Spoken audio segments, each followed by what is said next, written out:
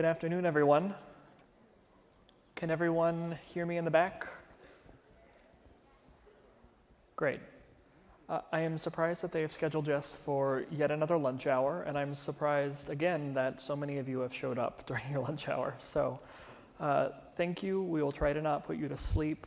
We recognize that the 150% direct subsidized loan limit is not the most interesting thing that you could be learning about, but it's one that we yell at you guys a lot about, so I appreciate you showing up.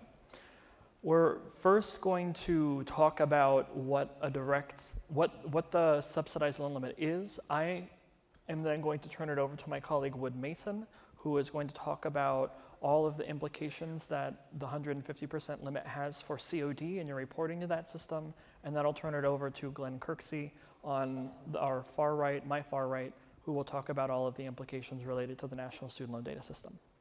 But let's start at the beginning. What is it and who does it apply to? There are two consequences to the 150% direct subsidized loan limit, which, because that's really long to say, we've abbreviated as SULA. The first consequence is losing eligibility for direct subsidized loans. So after a borrower has hit the 150% limit, they cannot receive any more direct subsidized loans in their current academic program. It's not necessarily a forever thing, it's for a period of time. Unlike some of the other limits that you've been getting used to over the last few years, like the Pell LEU limit, this is not a limit that is really measured in dollars. It's almost entirely measured in time, except for one case when it is measured in dollars, which we'll talk about. Unlike, again, some other limits that you may be used to, like aggregate loan limits, where once a borrower hits the aggregate loan limit, they just don't get loans anymore. For the 150% limit, if a borrower hits it, they can make up their lost subsidized loan eligibility in unsubsidized loan funds. So the 150% limit doesn't control the total amount that a student can borrow. It controls the allocation of what they borrow between sub and unsub. The second consequence is a loss of interest subsidy. And this is the one that a lot of schools haven't paid quite as much attention to. And I'm going to give you a little preview. You should, because a lot of the data that's triggering the loss of interest subsidy is not so great. To trigger the loss of interest subsidy, however, a borrower first must lose eligibility for direct subsidized loans based on the 150% limit. It's not the student failed to meet SAP, or the student has an EFC that's too high. They really just need to not be eligible because of this limit. Then if they haven't completed a program of study and they enroll in another program or continue enrollment in their current program of equal or lesser length, then they lose interest subsidy. Now, this is a consequence that is based only on enrolling in the program of study. You don't need to fill out a FSA, you don't need to request aid, you don't need to receive any further aid. Enrolling in a program of study alone will trigger the loss of interest subsidy. This is who the limit applies to. There's a phrase at the top of the slide, first-time borrower. We've sometimes also called this new borrower. It has the same definition that it has every single time this term has been used in the history of our programs.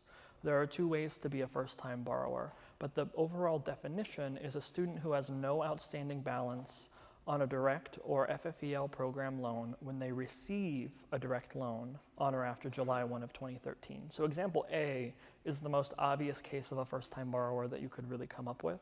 So say a student has never borrowed before in their entire lives. They show up and enroll at your school in August of 2013, and then they receive their first direct loan in 2013. They didn't have any loans before then, so they're a first-time borrower. The second example is a little bit more complicated and arguably counterintuitive, but the way it works is the student had loans, paid them all off, then took out new loans. And so let's walk through the example. You have a student who received felon direct loans prior to 2013, paid them all off in 2015, shows back up at your school in 2017, borrows a new direct loan in 2017. When they take that new direct loan, they don't owe anybody anything else in the federal student loan programs for felon direct loans. And so they are also a first-time borrower who is subject to this limit. That was the highest of high-level overviews of how the two consequences work. We're going to walk through them in turn before I turn it over to Wood. So let's start with loss of eligibility. To understand loss of eligibility, you really need to understand these three key terms that you see on this slide. The first of the three terms is the maximum eligibility period. The second is subsidized usage period. And the third is remaining eligibility period. And we'll talk about what each of these three things mean in a moment.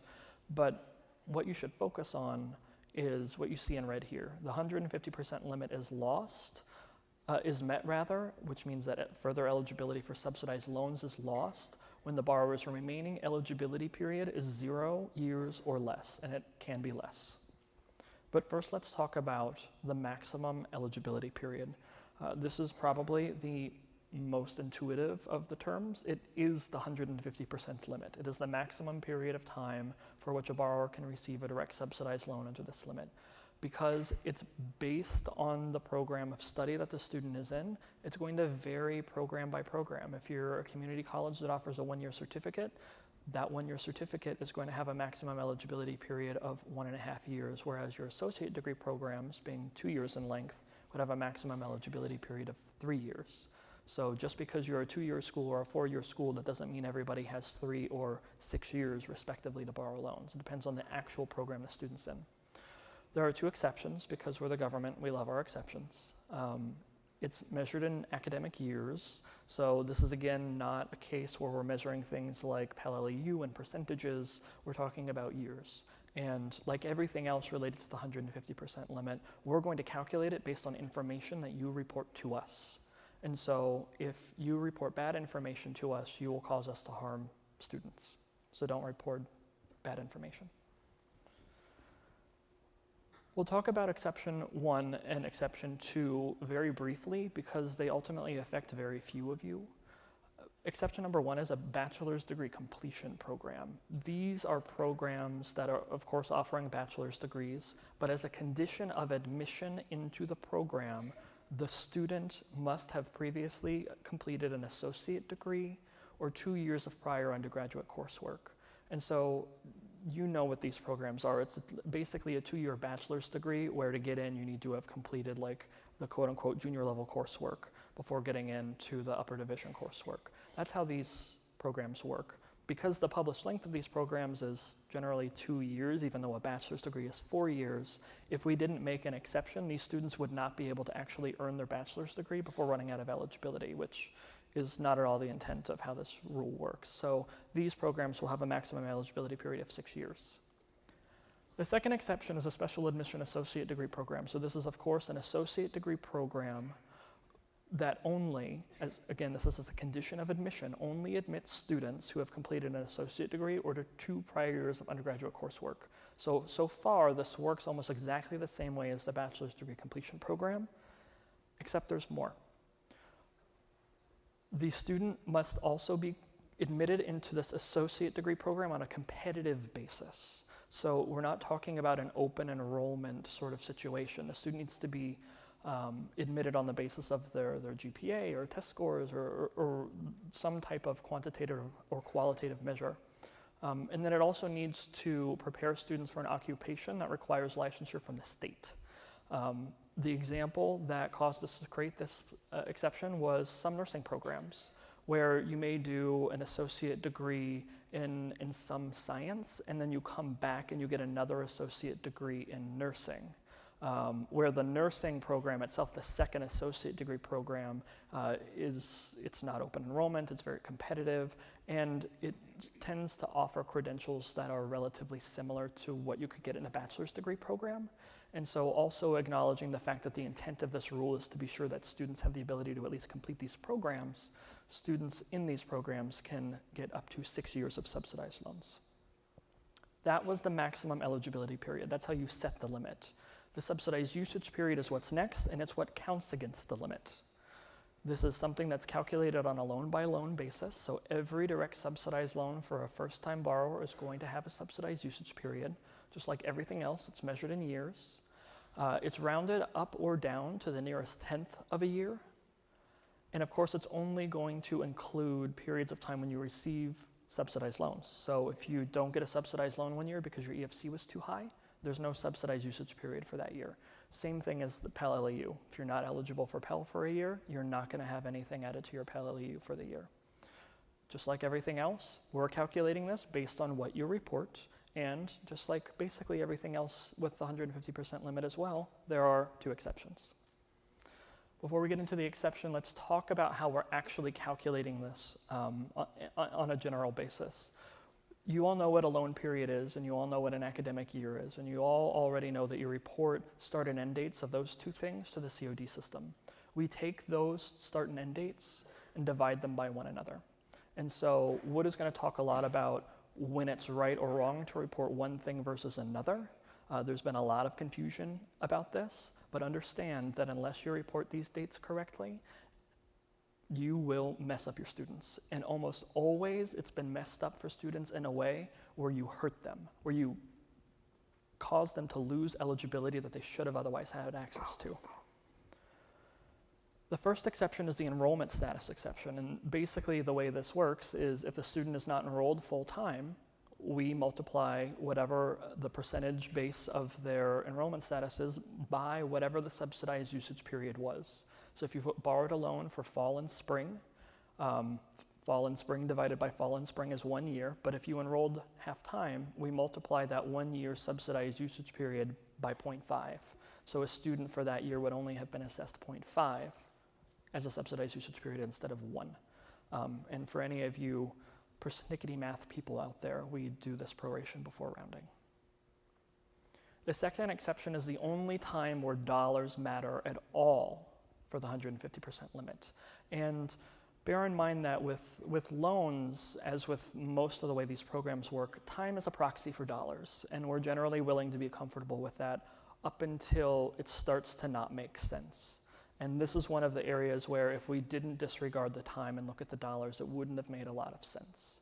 And so if a student borrows the full annual loan limit for a period of less than an academic year, which can absolutely happen at a standard term school, that student will be assessed a subsidized usage period of 1, even though they may have only borrowed for half a year, because they've borrowed the most that they could have received for the entire academic year.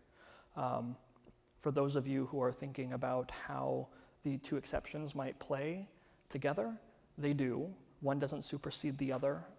When the student gets the loan for less than an academic year and the amount of the annual loan limit, and the student is enrolled less than full-time, COD does some pretty mind-bending math in order to figure out how to make both exceptions make sense together. And the last of the 3 terms is the remaining eligibility period. And there's not really a lot to say about it because it's the first 2 things that we've already talked about subtracted from one another. And it's also relatively obvious what it means from the name, how much subsidized loan eligibility is left under the 150% limit. It accounts for periods of all subsidized loan borrowing. And I'm going to say all with an asterisk because, of course, it's not always true. This is the federal government. But broadly speaking, you could have a student who's in a 2-year program borrow 3 years of loans who then moves on to a 4-year program, which is what a lot of them want to do. When they enroll in that 4-year program, they've already borrowed subsidized loans. Just because they start in a new program, it's not like their eligibility is reset. So that student in my example who'd borrowed 3 years of loans already, they're now in a 4-year program, which has a maximum of 6 years. Those 3 years of loans that they borrowed counts against those 6 years of eligibility. So for that bachelor's degree program, they only have 3 years left of eligibility. Basically, it just doesn't reset. And it's counterintuitive to a lot of you. We've gotten a lot of questions about it. That's the first consequence, and we talk about it as the first consequence because the second consequence, the loss of interest subsidy, is wholly dependent on the first consequence. To lose interest subsidy, you need to have a remaining eligibility period that's 0 or less. So it doesn't make sense to talk about this first because none of it would make sense until we had talked about all the other stuff. You also need to have not completed the program of study on time. This law, to the extent that it had a real purpose aside from budget savings, was about incentivizing students to complete their programs of study on time. And so to the extent that they do that, we don't want them to lose interest subsidy. And so if the student completes a program of study, their loans will actually be protected from losing interest subsidy, regardless of what program they happen to enroll in the future. Then they need to enroll on at least a half-time basis in an undergraduate program. And because the student needs to have no remaining eligibility period in order for any of this to matter, and because the program that a student enrolls in affects the maximum eligibility period, which affects the remaining eligibility period, enroll is a really shorthand way of saying enroll in a program of equal or lesser length, which would create a remaining eligibility period of 0 or less. And because that doesn't really make sense in the abstract, let's walk through the 3 general types of enrollment patterns that'll cause this to happen. The first is the most obvious. Let's say that the student was in a 2-year associate degree program, borrowed subsidized loans for 3 years. We know that the maximum would have been 3, the usage was 3, the remaining is 0. Just having a remaining of 0 is not enough to cause you to lose interest subsidy. But if the student enrolls in that associate degree program in year 4, now there's that new enrollment.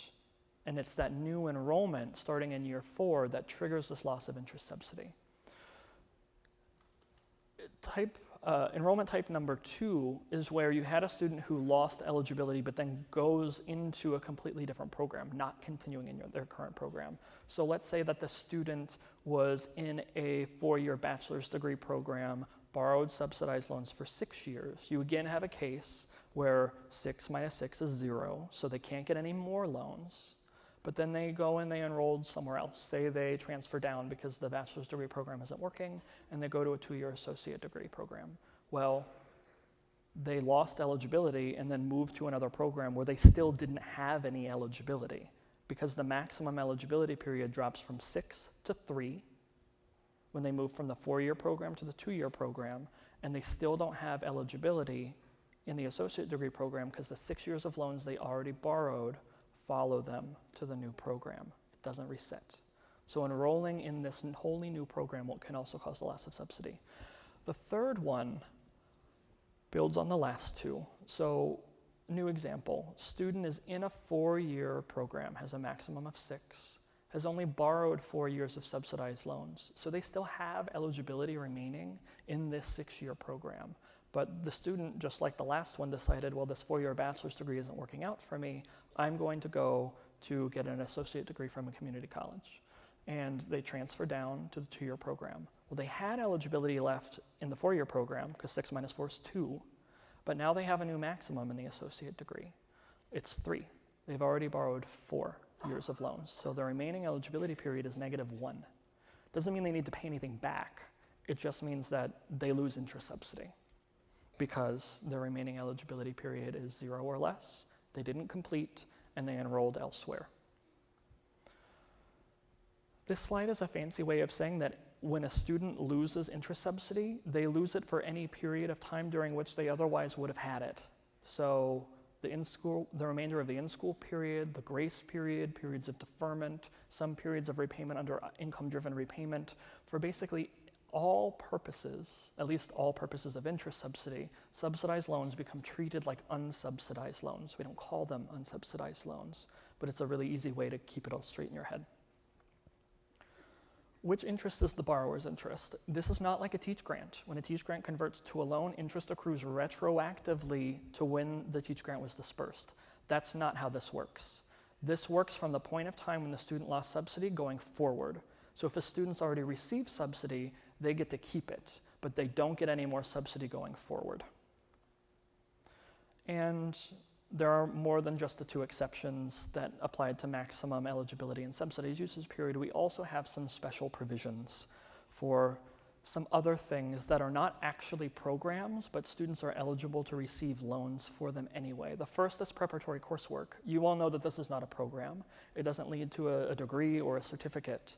It's a condition of enrollment in a degree or a certificate program. And we had to figure out how to make the 150% limit work in this environment where students are receiving loans for things that don't have program lengths.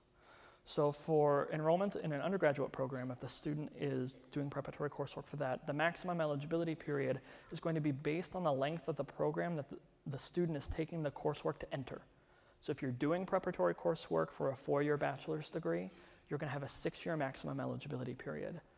Of course, because subsidized usage periods follow you around from program to program or coursework to coursework, any loan that you receive for preparatory coursework is going to count against you when you eventually do get into, using my example, the 4-year bachelor's degree program. So the student, if they maybe borrow a year of subsidized loans for preparatory coursework, when they get into that 4-year program, they have 5 years to complete before they run out of eligibility and maybe lose interest subsidy. And speaking of interest subsidy, in the rare case where a student already borrowed a bunch of subsidized loans and happens to enroll in preparatory coursework later for an undergraduate program, enrolling can cause the loss of interest subsidy. I don't think that's actually happened yet, though. Rules are different for enrollment loans borrowed for preparatory coursework for a graduate or professional program. So it wouldn't really make a lot of sense to base the maximum eligibility period on the length of the graduate or professional program because students can't borrow subsidized loans for those programs. So instead, we've effectively said if you had any eligibility left over from the last program that you were enrolled in, you can keep accessing it for this preparatory coursework. So for example, if you were doing your pre-med and you completed your 4-year bachelor's degree program in 5 years, and now you're doing preparatory coursework to get into med school, we're gonna say you were last in this 4-year program that has a maximum of 6 years, you've borrowed 5, you have 1 year of subsidized usage left that you can borrow for preparatory coursework to get into med school. However, it's not possible to lose interest subsidy by enrolling in this type of coursework, just the same way that you can't lose interest subsidy by enrolling in a graduate or professional program, again, because you couldn't borrow a subsidized loan for that program in the first place. Teacher certification programs, and I should have added the word special here, but I didn't really have time or space. We're not talking about all teacher certification programs. We're talking about the exception in the law that you all know about that allows somebody who's not working toward a degree or a certificate to borrow loans, and I think they get Pell Grants too, but loans in this case, to take the series of coursework that's necessary for them to receive their teaching certification from the state government or whoever's authorizing them to be a teacher in schools. So it's not all teacher certification programs. If you award a degree or if you award a certificate and you think of it as teacher certification, for the purpose of this exception, it's not. So this was a long way of saying that most of you don't really need to pay attention to this. But for those that this does apply to, and there are probably a few of you, the thinking behind this is that teaching is important. It's an area of national need, and students should be able, especially the lower income students, should be able to borrow subsidized loans to get their teacher certification for this type of coursework, even though they may have borrowed in the past. So this is the only time where the clock restarts, where loans that they borrowed for undergraduate programs don't count against their maximum eligibility period. So if you had been in a 4-year bachelor's degree program for 4 years, borrowed 6 years worth of loans, if you just kept going in that bachelor's degree program, you would not have eligibility left. But if you instead go enroll in this special type of teacher certification coursework, you have 0 subsidized usage periods for the purposes of this type of coursework. It's also not possible to lose interest subsidy by enrolling in this coursework, especially because a lot of states require teachers to continue their education and take additional coursework to retain their teaching license. We didn't want to cause people to lose subsidy because they're complying with state law. Before I turn it over to Wood, I want to explain a little bit more about why you should listen to him. You all know that COD has edits to enforce the 150% limit. And it's entirely possible that students in a certificate program or students in an associate degree program should have their loans rejected because of the 150% limit. But you also see that there's just not really any way at this point, we think, that a student who's really in a bachelor's degree program that's been reported correctly has had a nobody should have run out of eligibility yet, really, in a bachelor's degree program. So some of you are not reporting this data accurately. So Wood's going to talk about that. More importantly, NSLDS is causing lots of students to lose interest subsidy. Focus again on the bachelor's degree students. There are a lot more of them. Now, this could be perfectly acceptable The credential level that you see on the slide is the program of study for which the student took the loan. So the student could have reverse transferred down to a certificate program, lost their subsidy. That could have absolutely happened. We don't think that's the lion's share of it. We've seen bachelor's degree programs reported as less than a year in length. I think that's pretty fair to say is wrong. I, at least, have also seen bachelor's degree programs that are over 100 years long, which, you know, I liked school, but not that much. So with that being said, listen to these two guys.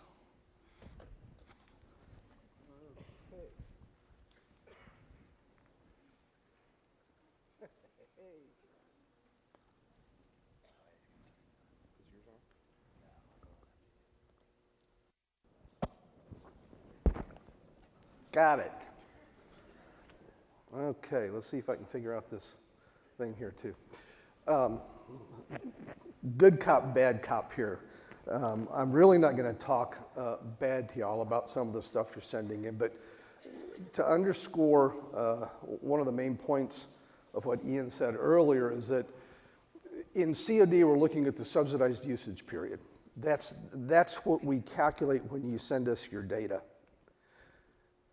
And to make sure that we calculate those subsidized usage periods accurately, you have to send us the information accurately, and that's what we're going to talk about.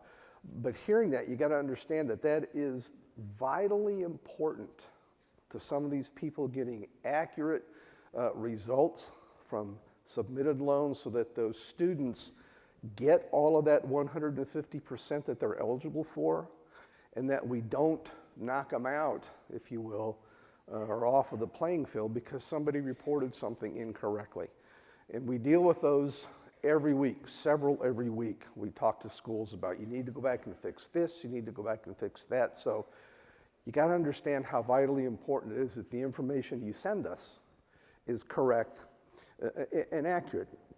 And like this says, at COD, we're calculating those subsidized usage periods because we're the one that's going to track what's going on as far as maximum eligibility period, subsidized usage periods, and remaining eligibility that you can see in the COD website on those students. There is a screen that'll bring all of that information up for you so you can see where that particular student is. And again, it's based on the information that was reported to COD by you guys. So we're going to talk about some of that as we go through here. Ian talked about a subsidized usage period. That's what we pretty much calculate in COD as the amount of time that comes off of that maximum eligibility period of that 150% that gives us the remaining. He also gave you the formula that we use to do that, the number of days of the loan period over the number of days in the academic year that's going to give us that subsidized usage period. So keeping some of those things in mind, let's talk about a few of those things very quickly so that you see why it's important and some of the things that some of you guys are still not doing to make this information come in clean and accurate. The academic year, of course, is the period that's used that will reflect the amount of time for an annual loan limit for a student, right? Every time they go into a new academic year, they're going to be eligible for a new annual loan limit. They may not progress grade level wise if they don't have the credit hours that's needed as well to complete that academic year, but for annual loan limit purposes going to the next academic year, that's what we're going to show as the restrictive part of that to give for an accurate count of annual loan limits. We've got what they are down here on this slide. For programs and credit hours, your academic year has to be at least 30 weeks and 24 semester or 36 quarter hours. If you're a clock school, it has to be a minimum of 26 weeks and 900 clock hours. Now, a little bit later, we'll see in here that there's an edit that we just put in this past October that is going to be looking at the spread between your academic year start date and your academic year end date. And that spread has to be a minimum of 160 days. So keep that in mind also when we're talking about academic years. And if that spread is not 160 days, whatever you're sending us on that student is going to get rejected. And a lot of second disbursements are going to reject because they initially had an academic year that wasn't accurate, and now that we're checking on it, we're going to reject that data coming in. So keep that in mind as well. Let's keep going through here. I just talked about this here, and that's that pesky edit there, 046. Came in the end of October, and it's in place right now, and is being enjoyed by a whole bunch of schools right now with some of the information that we're getting, but probably nobody in here, though. I wouldn't think anybody in here would be doing that. The loan period, of course, is the period of time that the loan is supposed to cover. All the loan periods are divided into payment periods. Perfect example, a scheduled academic year, a fall payment period, and a spring payment period, right? Each of those payment periods have a payment period start date, and that payment period start date is part of what we use in some of our other edits as well to make sure that the information that's coming to us is accurate and clean. So make sure that when you report your academic year, you're reporting an accurate academic year, keeping in mind the minimums that you have to send us, and the loan period as well. It can be the same as an academic year. It could also be shorter than your academic year. By all means, though, both of them have to come to us accurately. Those aren't the only things that we use when we're calculating your subsidized usage period or other aspects of the 150% limit as well. The published program length, like Ian said, is what's going to make up what your 150% limit is. If you have a published program length of 4 years, then your maximum eligibility is going to be 6 years. Associate's degree is 2 years, it's going to be 3 years. They are part of what makes up that maximum eligibility period. And you can see here when we're talking about reporting that data to COD, what we see a lot of are schools that are reporting it in 2 different ways in the same incoming common record. They'll report 2 years for an associate's degree program. They'll also report 24 months on that same record coming into COD. Don't do that. If it's 2 years for an associate's degree program, report 2 years.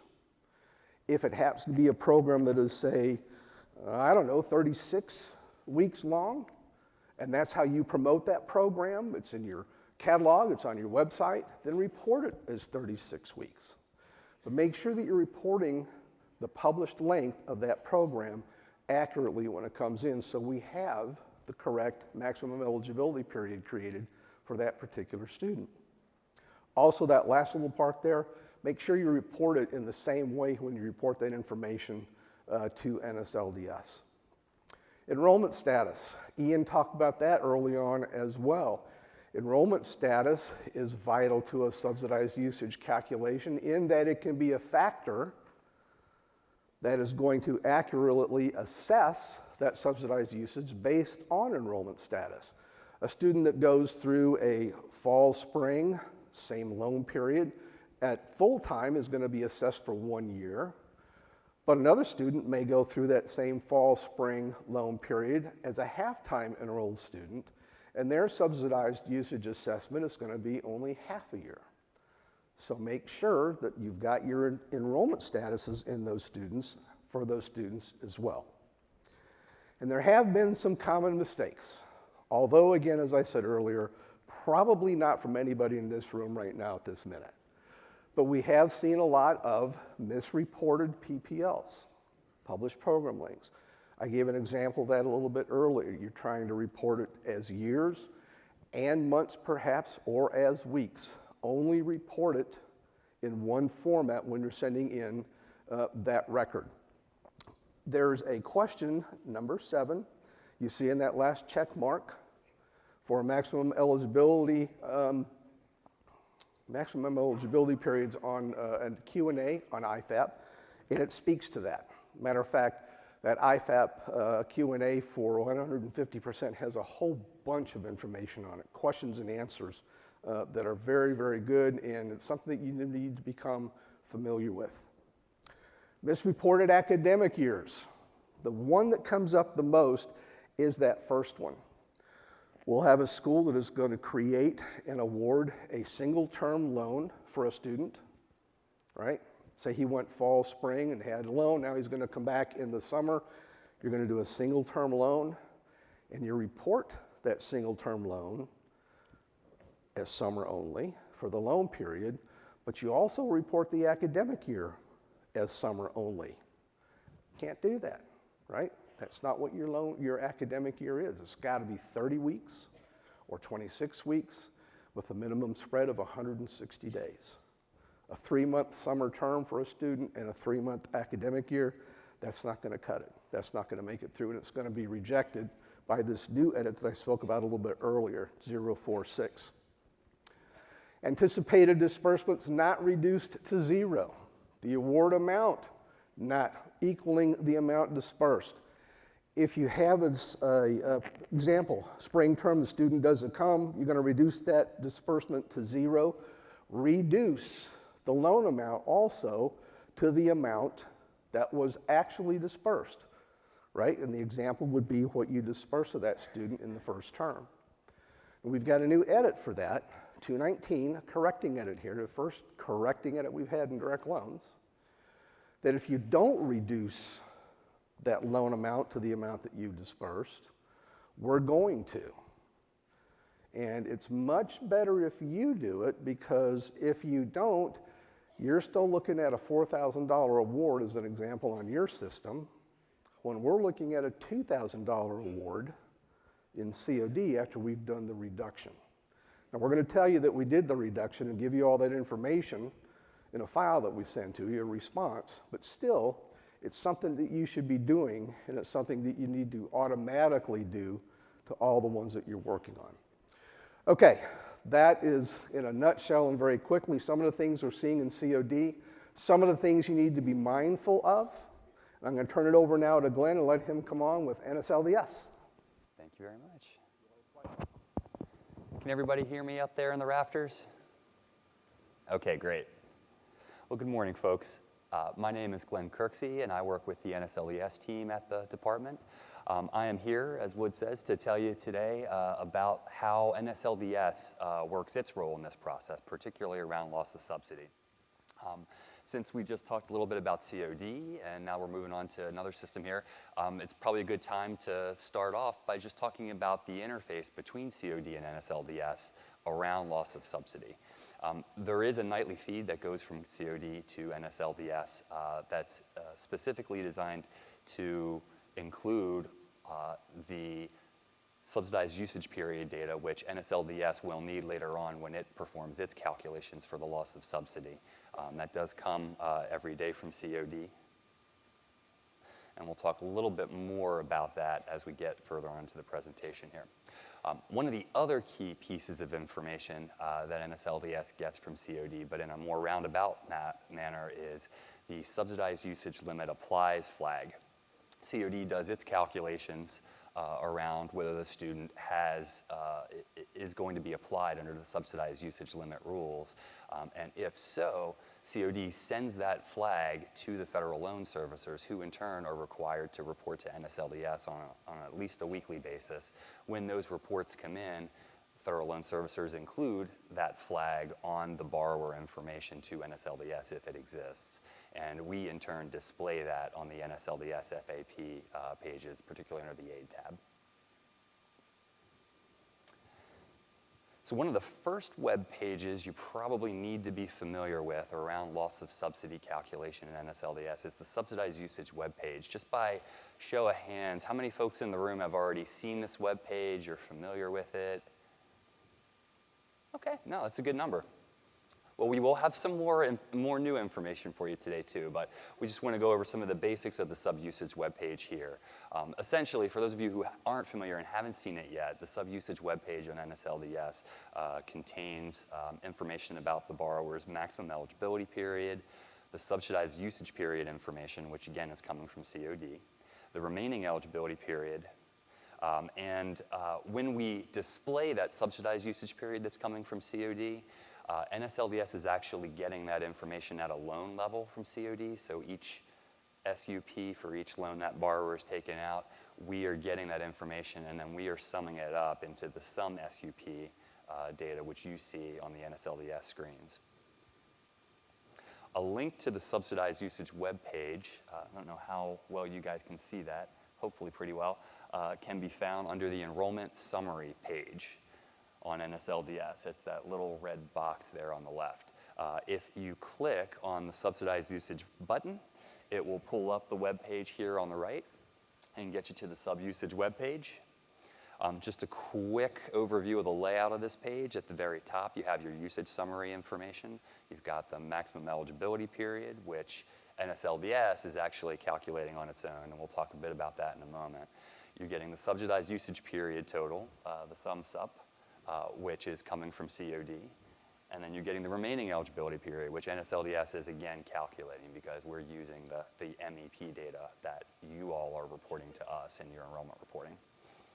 Below that, you have a usage detail section here where we have the detailed information about the COD SUP data that's coming in.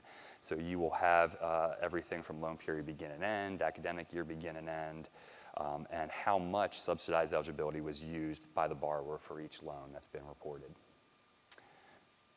At the very bottom, we get the program enrollment information, which, as I said a moment ago, is reported by you all. This is all part of your regular enrollment reporting process to NSLDS.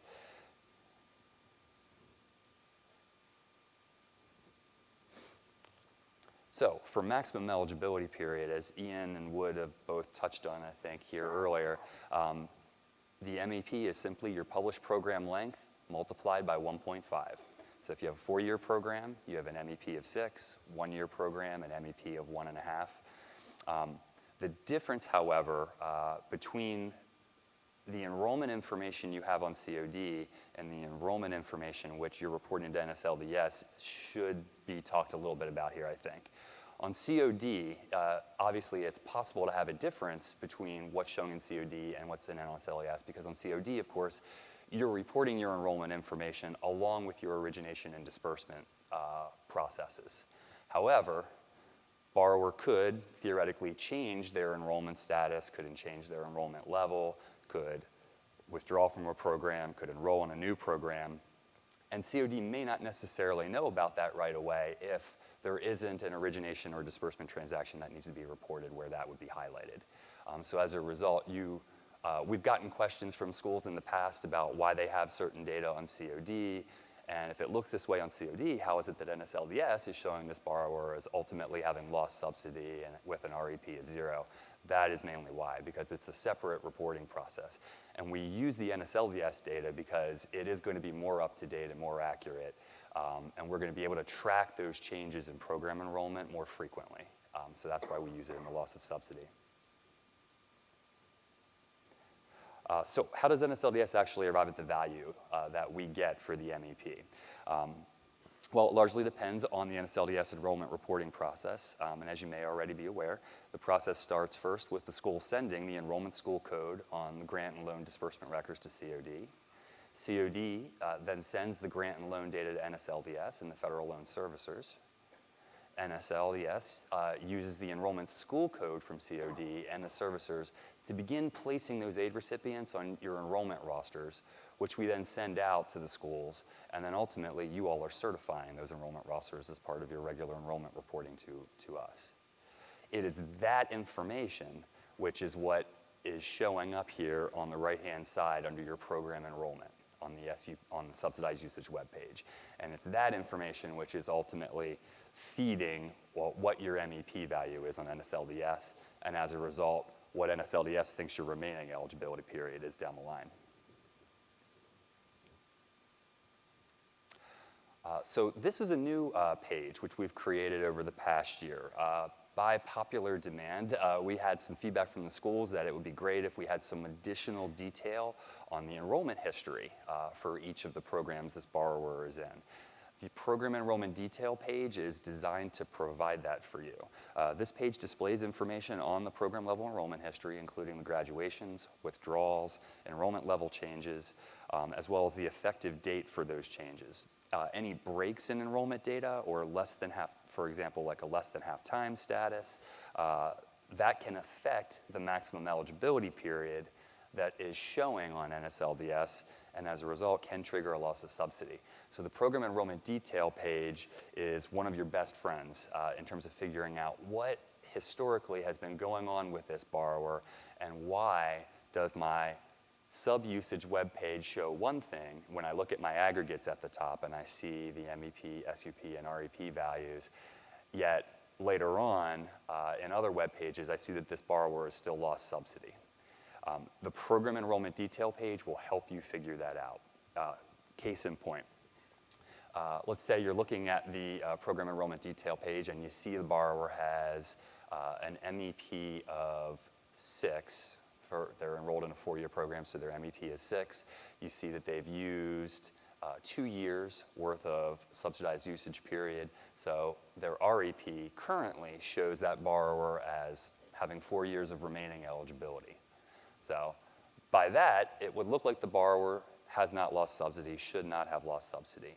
But let's say you're in a situation where what you're really looking at, if you get into the program enrollment detail page, is you're looking at a borrower who was enrolled in 2 different programs. One is a 4-year, one is a 1-year program. But let's say there was a break along the way. This past summer, the school may have incorrectly reported that borrower as having withdrawn for the summer term, but the borrower always intended to come back in the fall because they were planning to do so anyway. And when the school reported the borrower was coming back, they put an effective date for that return to full-time status as of the fall, not as of the summer term when they originally reported the withdrawal. What can happen in a gap and a break in enrollment like that is you can have a borrower who temporarily dropped down to an enrollment in just the shorter term program. All of a sudden you have an MEP of 1.5, an SUP of 2, the borrower's gone negative on their remaining eligibility period, a loss of subsidy has been triggered, and because when the school reports the return to full-time status in the fall as effective in the fall and not as effective as covering the withdrawal period, that loss of subsidy doesn't go away. And so now you have a situation where you have remaining eligibility period in the subsidized usage webpage, but you see elsewhere on the NSLDS website that the borrower's lost subsidy. This page is your best friend in figuring out why that is and how to fix it. So here's just a little bit on that page. We've already talked a bit about how you can use this, but you can see here the data elements on the page include the enrollment status, the effective date of that enrollment status, which is going to be critically helpful for you in figuring out when certain things happened and why maybe some changes that you're making to that borrower's enrollment record or updates to the enrollment record haven't yet corrected a loss of subsidy situation for them. You get the certification, earliest cert, latest cert, the latest cert method, how many times that particular enrollment report has been certified, the latest date it was received, and whether or not this is the most recent record. We have the current column on the far right there. All right, so we've talked a bit already in Ian's presentation and in Wood's about the subsidized usage period. I'm not going to say much about it here other than to reiterate again, this comes from COD. We get the loan level data from COD, and NSLDS sums that up into a sum SUP, and then we include that information as part of our loss of subsidy calculation, but we also include it on some of the reporting that you find on NSLDS, particularly the transfer student monitoring reporting, the FAH, and other NSLDS reports. So remaining eligibility period. As I said before, we're calculating our own on NSLDS. When we get that program level enrollment information, we do exactly as Ian was saying. We take the MEP value based on your program enrollment reporting information. We subtract the sum sup information that we're getting from COD, and then we come up with the remaining eligibility period, which displays here at the bottom of the top box in the usage summary webpage here.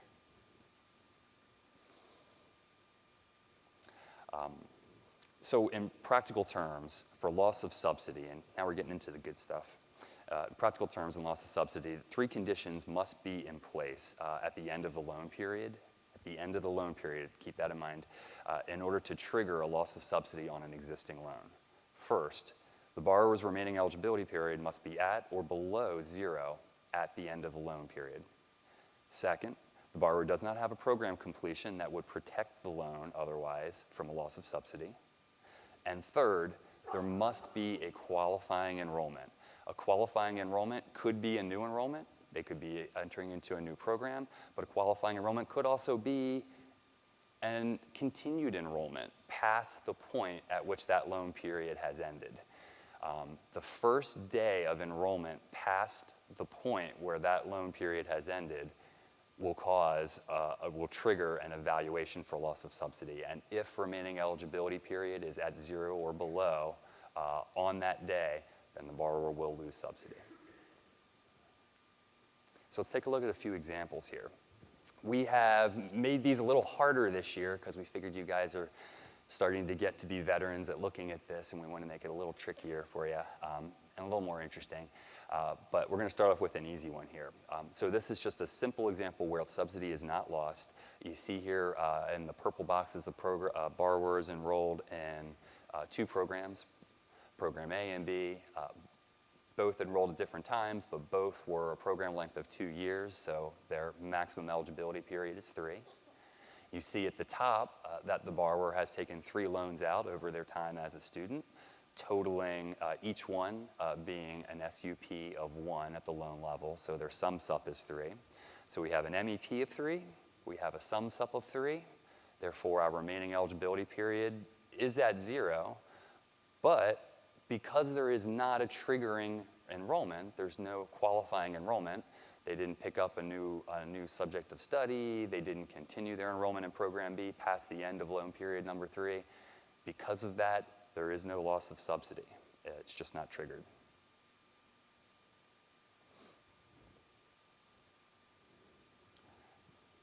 So let's take a look at another one. In this example, we have, again, the same borrower enrolled in 2 programs, both, again, published program length of 2, so their MEP is 3. They've taken 3 loans out and have a sum sup of 3. However, we see here that they have enrolled in a 3rd program, Program C here, full-time, beginning 7/15/17. Because their MEP is 3, because their SUP is 3, we know that at the end of loan period 3, as of June 30th, 2017, their remaining eligibility period is now officially 0, but now this borrower has a triggering enrollment. So effective on the very first day of that triggering enrollment on 7/15/17, this borrower will lose subsidy on those loans.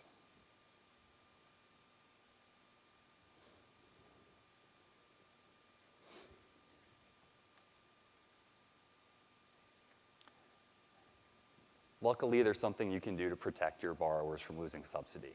And I think Ian touched on it earlier, and this is reporting program completion. In this scenario we have here for you guys, you have a borrower, again, enrolled in the same 2 programs. They're 2-year programs, same 3 loans. They have an MEP of 3. They have an SUP of 3. So we know that at the end of loan period 3, their remaining eligibility period has dropped down to 0 as of 6/30/17. We can also see here that this borrower, like the last one, enrolled in Program C after that, 7/15/17, so there would be a loss of subsidy. But in this case, the institution reported a graduation. But can you find the problem here with this particular report?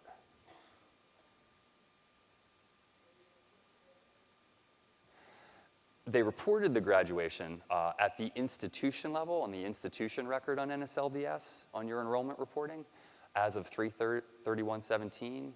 But in this case, the school, and we have seen this in certain cases, in this particular case, the school did not report the program completion on the program enrollment record. And it's the program enrollment record, which is what NSLDS is using to protect those borrowers from the loss of subsidy. It needs to see the program, the specific program that was completed, and can go back and then protect those borrowers from the loss of subsidy. So just bear that in mind for your offices at your schools that are taking care of the enrollment reporting to NSLDS, They want to make sure that if they're reporting those graduations and program completions, that they're looking at both levels of that enrollment record.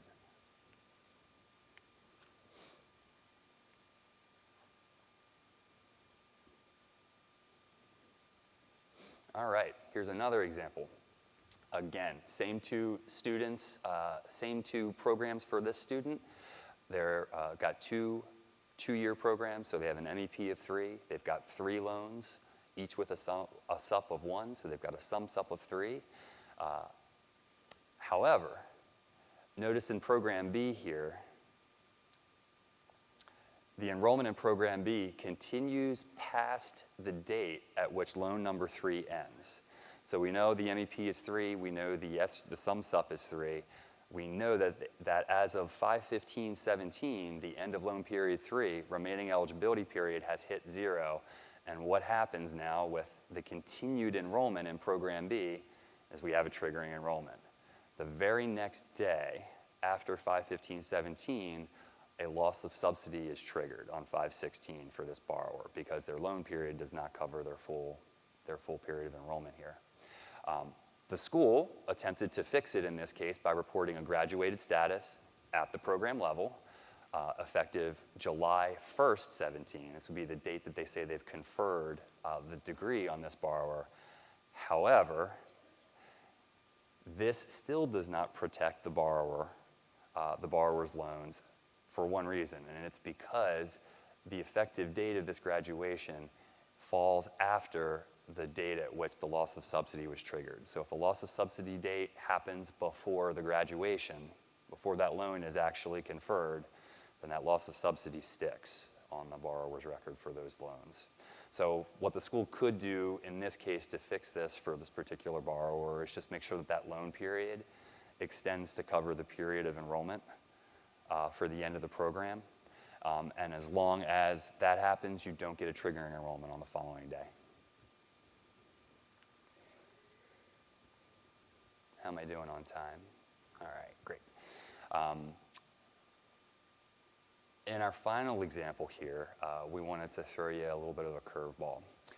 So here we had a borrower is enrolled in 2 programs, and this is the example that we were talking about a few moments ago. You've got a borrower enrolled in one program, which is the longer one, the 4-year program, so an MEP of 6. They're enrolled in a second program here below in Program B, which is only a 1-year program, so that would be an MEP of 1.5 if they didn't already have an enrollment in Program A here, which covers them with an MEP of 6. The borrower's taken 2 loans, totaling a sum SUP of 2.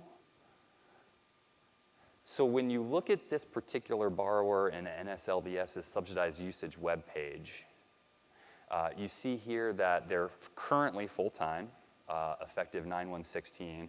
What would you expect to see in terms of remaining eligibility period? Anybody hazard a guess?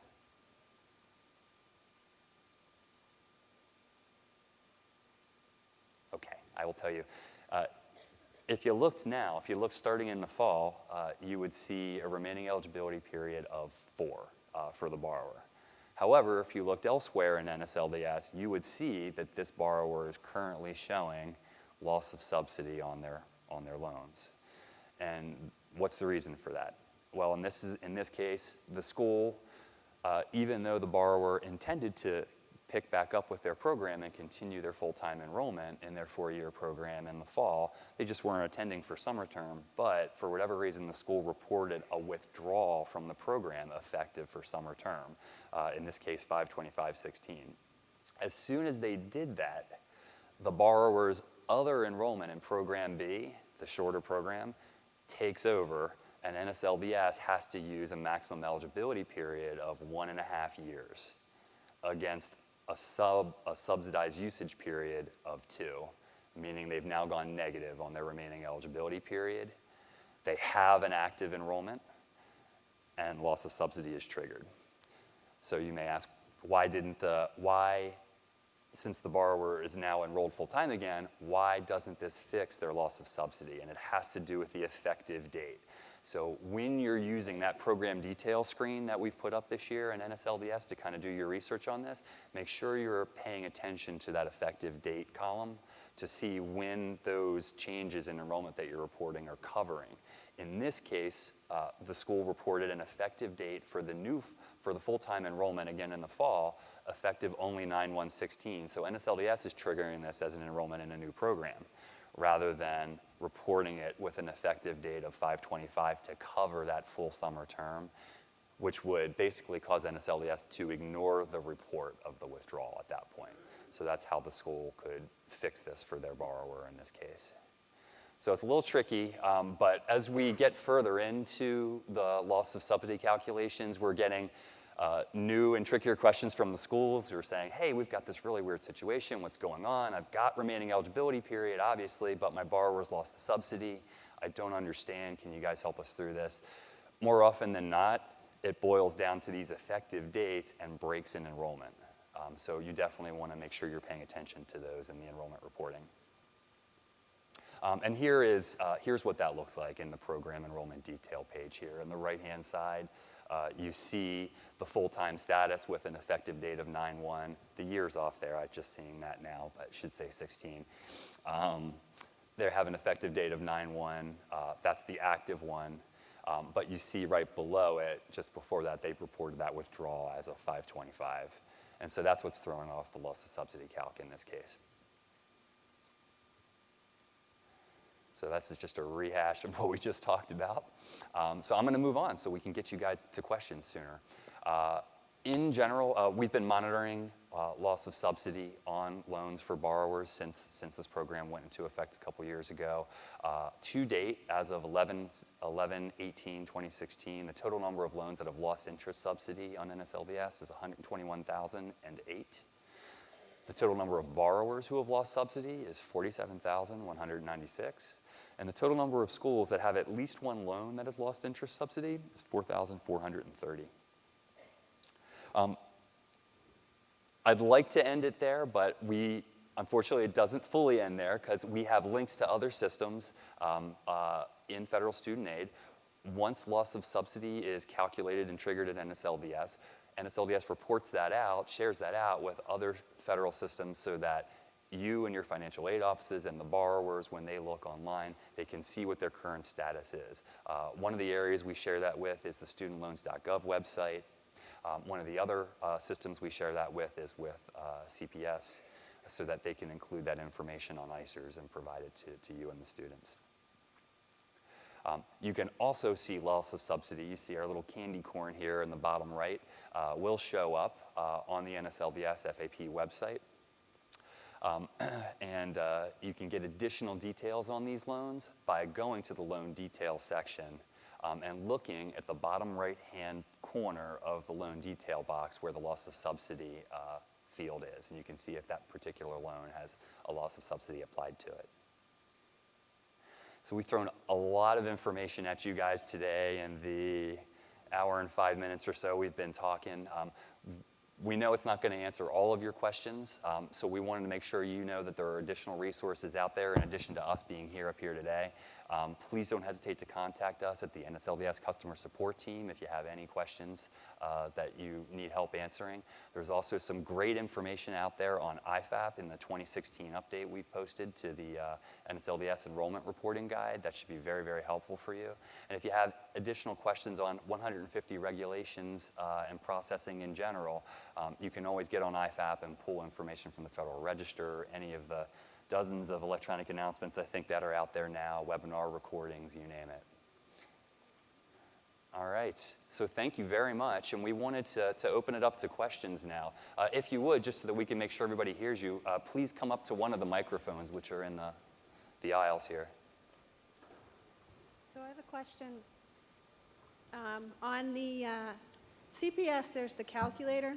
So when we have a student that has less than one, we go into the calculator and figure out what they can get. Sometimes they can get something if they're based on a half-time enrollment. We certify that loan, get it going. We also have late start classes. So if that student picks up another class and becomes 3/4, and they don't have eligibility at that, and we've already dispersed the loan because they were already at halftime, do we have to retake that money back from the student? If they're, no, No. no, I don't think so. No, the answer No. here is that if the student was eligible for the loan when you dispersed it, then you don't have to change anything. Correct. Okay, great, The thanks. enrollment status that you should be reporting to COD is the enrollment status that existed on the day that you made the disbursement. Okay, thank you. One from the right. Hi. Can you please go back to example number 5? The student withdrew during the summer, and that's how in our university, the registrar's office recorded it as that. And then the student decided to come back. Is that the correct way to record it, or should the school go back and indicate that the person became full-time as of 5/26? Well, in this particular case, the student always intended to continue their program in the fall, so they technically didn't withdraw from the program. They just weren't attending, they weren't part of, if summer, at this institution, summer classes aren't required for the borrower. Okay. So they just didn't attend the summer classes, but the institution reported it as a withdrawal for the summer in this case, and that's what triggered it. Okay, so since the registrar's office reports that, the financial aid can go into NSLDS and update that date from to full-time 5/26, and that will fix the problem? Yes, if you update their enrollment so that it covers that summer period as of 5/25, I think was the effective date of the withdrawal, NSLDS will just ignore the W Okay, thank for you. loss of subsidy count. Thank you. Sure. On that same question, Sure. we have a summer term, it's not required, but we still report the enrollment for the summer term. So if a student starts the summer term and we report their enrollment and then they drop all their classes in the middle, I have to do something. 'Cause So it you say won't- the summer term is required? It is not, Not, okay. but we still report it. How do I now report that he's no longer enrolled without putting in a withdrawal? NSLDS wouldn't necessarily require you to report that that borrower is not in classes for the summer. We would just take your next certification, when that borrower comes back in September, we would take your next certification that they're continuing to be enrolled full-time in the program. So from the NSLDS perspective, you don't have to report that that borrower is not taking classes for the summer. Thank you.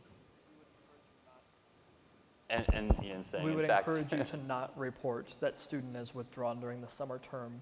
And in fact, even though they were enrolled at the beginning of the summer term, when they drop out, you basically just convert their actual enrollment to a summer bridge. Can you say that first part again? I didn't quite hear you. It's not that you are not required to report that the student has withdrawn during the summer. We would highly recommend that you not report that the student has withdrawn during the summer. In effect, when the student withdrew from summer classes, you would convert them to have been genuinely enrolled at your school during the summer to our concept that we call summer bridge, where they're not really enrolled, but you have no reason to believe that they're not coming back for the fall. So just keep reporting them as enrolled during the summer. Thank you. Hi. I just have a question, and I don't know if there's a report out there that has this information or not, but is there any way to find out what the remaining eligibility period is for students that are enrolled at a school? So what the remaining eligibility period is for an individual student? Or for a group of students, like a report? Trying to think. NSLDS Well, has to have something. For what purpose are you trying to get the remaining? Because there are different remaining eligibility periods for different purposes. Well, I was just thinking in a way to identify who might be closing in on losing eligibility for counseling purposes or whatever. Well, I will- go ahead. I was going to say, from the NSLDS perspective, I believe we have something, but I would like to talk with our contractor and get you some names of the report. So if you'd like to come up, I can get your contact information and see Okay. what we can get you. Great. From COD's perspective, I'll let Wood. Yeah, but in COD, excuse me, you'll get information on that on the response that comes back to you. There's also information on the person information screen, has all that information that gives you maximum eligibility, the subsidized usage periods used, remaining eligibility. So all the information you're looking for, what you're asking about, is on the COD website as well. Okay, but it's not, that would be individual student level, not like one report that would list records of Yeah, students with that? there's not a report that actually gives you, these are all your, are you sure? A report of all your, the SULA statistics on students. Thank you. We're conferring. We're conferring. Okay. Moment. Yeah, come on over here for a minute. And we'll get an answer here. We'll let everybody know also before we leave. So with the remaining eligibility of less than one, at a community college, they don't know what they're taking. Are you required to certify the loan for the whole year? Or can you switch them right over to do unsubsidized? You don't need to wait to get a rejection from COD before switching them to unsub, if that's what you mean. If you're not entirely confident about whether or not you believe that the student's lost eligibility, originating a sub loan as a test is a good way to do that. I don't know if you want to talk about the calculator too. Yeah, on the COD website, there's a calculator that you can use, and it Yeah, allows you to put all the information in there, and it'll tell you whether or not we're going to accept that loan when you actually originate it. Right, so we do that, and basically I've taken that calculator and we don't use the calculator anymore, and it's the percentage of what our enrollment is. Like, so if an enrollment for an 8-week term, it's a certain percent that we can figure it out. The problem is like if we originate a full year loan and the student, we assume half-time, and then the student goes full-time the second semester, they lost their eligibility before we even disperse. That's right. Yeah. In which case you'd have to clean up the loan origination record and like clean up the loan period and cancel the disbursement and adjust the loan amount, all of that stuff. Right. So there's no way, if you can't just assume full-time and not originate, you have to figure out what their eligibility is and play with what you think they're gonna be enrolled? Well, you're talking about a semester after a term, after the fact, too. Well, and even up front, you're talking about a case where, like, when you're doing your packaging, you don't really know what their enrollment status is going to be. Right, So and if it's less than, we always do try the sub first, and then they come back and they have a remaining eligibility of 0.8, you know? So at that point, then to start the loan, you have to assume less than half-time. right? And I don't know that we would want you to assume a given enrollment status unless you had the reason to believe that that was true and accurate. Right. So that's the question I'm asking. Like, at that point, if we don't know the enrollment, the student's not enrolled yet at that point.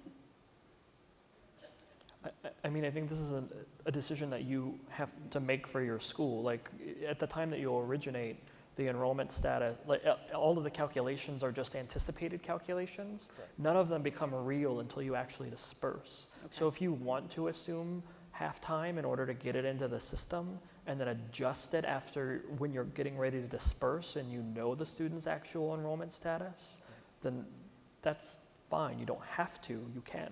Okay, perfect.